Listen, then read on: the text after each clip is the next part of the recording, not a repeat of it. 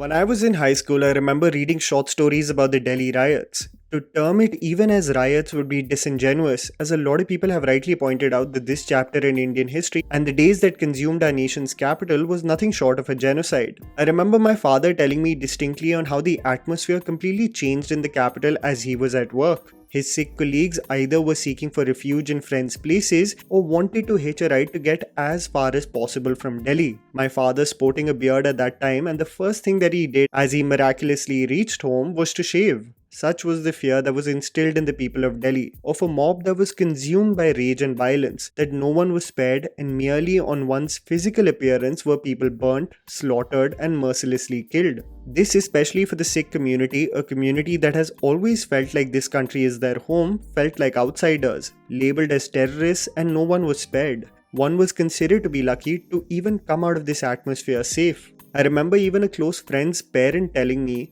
about their house in Safdarjung enclave and how the mob had become privy to the entire lane of houses were owned by Sikh families and how they just blindly burnt the entire lane on the assumption that no one was in their home as they hid in the basement. Their one home remained untouched as everything burnt around them. Such was the ghastly situation of a time many don't want to revisit. When it was announced that Ali Abbas Zafar is directing a film on the 3 days that followed in Delhi post the assassination of Indira Gandhi, I was apprehensive as I only associate Zafar to his commercial and dramatic sensibilities, rather than dealing with these kind of topics that require a more grounded and nuanced approach. Still being hopeful for Diljit showcasing his magic as an actor, I tuned in for this Netflix film titled Jogi, focusing on a young Sikh man Jogi played by Diljit Dosanjh and how he saves his community as Delhi over 3 days becomes a graveyard. Taking a fictionalized and commercial approach with a hero-villain narrative, the film is sadly confused on what it wants to focus on. It initially starts like no other Ali Abbas Zafar film, making you think that he is flexing a muscle as a director that will surprise everyone.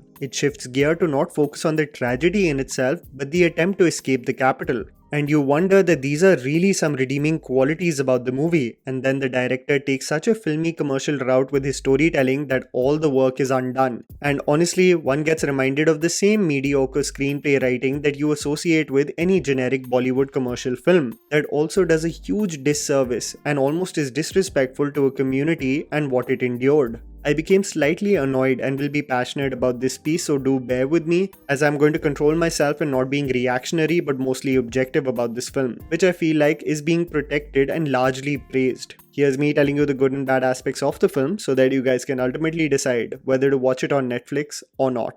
Sincere performances. An aspect of the film that you just cannot fault is the sincerity of the star cast. In the supporting cast, Mohammad Zishan Ayub playing the role of a cop and Jogi's childhood friend really showcases a confident and natural performance of a ride-or-die friend who is willing to go to any length to help the targeted community. Several times him and Jogi engage in arguments on pragmatism versus what is morally right, and it really does resonate with you, of friends just trying to figure out some sense at a time of absolute turmoil. Kumud Mishra, while taking up the role of a straight-up villain as if extracted from a commercial Bollywood movie, fits the part, but it's one of the rare times where he is reduced to a one-dimensional villain. The understated and grounded approach of the film often transitions to become dramatic each time his character comes into action. Amira Dastoor and Hiten Tejwani are formidable in their small parts, but it is Neelu Kohli and her portrayal of Jogi's mother that really tugs at your heartstrings. The heartbreaking moment of seeing her own child without his pagdi and unkempt hair will definitely make you shed a tear.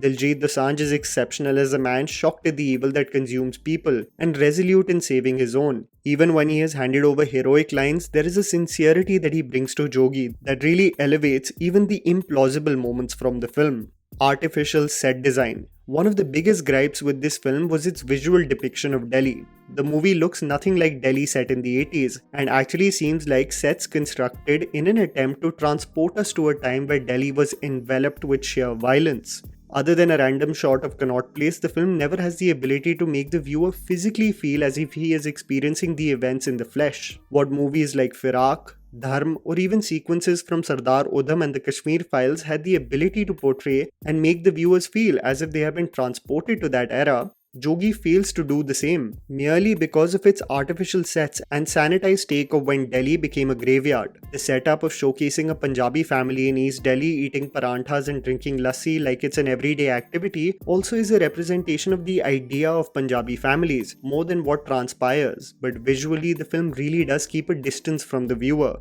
to truly capture the desolate nature of the capital during that time. Moments. The film and its memorable moments exist in the first hour. The sad reality of this film is that it makes you believe in its first hour that this is going to be a different Ali Abbas Zafar movie. The sad transformation of the film and its treatment in its concluding moments is something that I will expand upon later, but it's important to acknowledge some of the beautiful moments captured by the director. Ali really captures the immediate tension in the atmosphere of the stranger's gaze and unpredictability of humans at that time. One never foreshadowed how the mob would react, and Ali, especially in the initial moments, captures that with great skill. A shopkeeper being cornered by the mob will make you have a sinking hollow feeling, and moments of Jogi cutting his own hair or a friend removing his kada from his hand, a sense of identity being snatched to simply survive, are great moments of impact. Nothing impacted me more, however, than Jogi's father stating, "Hamari aadat hai, khadke phir khade hone ki." A tale of a community that always reassembles and thrives despite undergoing various battles across decades. Mediocre music and sanitized version of events. A film like this, especially with the commercial tonality of Ali Abbas Zafar, is heightened with a background score that assists many scenes. This actually works in favor of the film for heightening the tension, but the music that assists the screenplay of the film really is mediocre at best. One song to portray the emotional trauma Jogi and his clan have sustained does not evoke any emotion and actually seems tonally abrupt. And a song to showcase a false romantic storyline leaves no effect on you, not even giving you a moment to empathize or long for the union of two souls. What I quickly realized was that this film is barely about the Sikh riots or the genocide of 1984, nor is it the methods in which one escapes the violent state. Ali Abbas Zafar, for some odd reason, transforms this narrative to be of personal friendships and revenge, which really reduces the motive of the film, and what could have been a gritty survival story turns into a silly and unnecessary final 30 minutes that really does a disservice to the actual traumatic event in history, and just uses it as bait to tell a romantic story and differences among friends. Borderline absurd 30 minutes. The film starts highlighting the dynamic among principal characters by shedding light on a love story and the actual task at hand, and the historical event of the movie takes a backseat. The beautiful setup in the initial minutes and the sincere performances of the cast really get tarnished with a clumsy and flimsy Bollywood approach that makes all your assumptions that this is a different Ali Abbas Zafar film crumble. Don't get me started of the convenience of the conclusion that will definitely make you roll your eyes, of the sheer simplicity with which the director treats the event, as if there was a light at the end of the tunnel during those 3 days. I wanted to address several of these problems with the film because trade analysts on Twitter were raving about this film as if it was a masterpiece never seen before. Jogi is a film that I wanted to love and was invested in during its initial minutes, but it really did the topic it focused on dirty by providing us a sanitized version of the events rather than a gritty tale of survival. Those who think this is Diljit's best performance have obviously not seen Punjab 1984. And that was the video, guys. Write down in the comments below what you thought about Jogi. Please don't forget to follow me on Instagram, the handle's right in front of you. Follow me at JammyPants4. Also, please support us by smashing the like button and subscribing to our channel for weekly content ahead. Thank you for watching.